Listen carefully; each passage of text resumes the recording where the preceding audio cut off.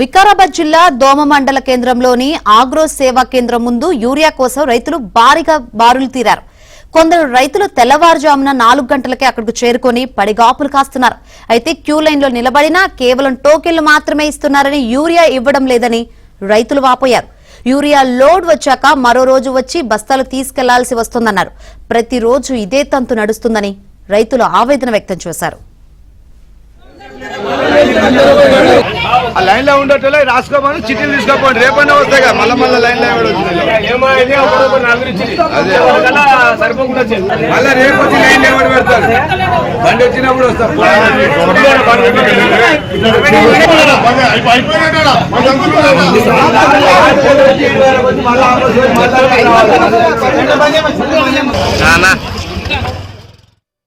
పేరు కుమార్ జంగయ్య.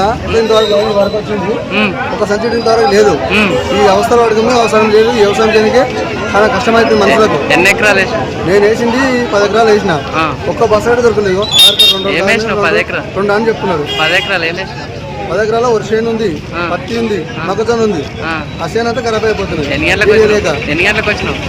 12 గంటలకు వచ్చిన, నైట్ 12 గంటలకు వచ్చిన. ఏం చేస్తావు? 3 రోజులకు వస్తాను. ఇప్పుడు రాదంట. అది ఏమంటారు? ఏమో ఇప్పుడు ఇయరంట. ఏం చేయాలని అర్థం లేదు. సేనం ఖరాబ్ అవుతుంది, తిరిగి తర్వాత దొరుకుతుంది. అప్పుడు ఏం చేయాలి? అధికారులు అడిగితే ఏమంటారు? అధికారులకు వాళ్ళ చేతులు ఉందిగా, ఇక్కడ నుంచి రాలి మేమే చేద్దాం అంటున్నారు.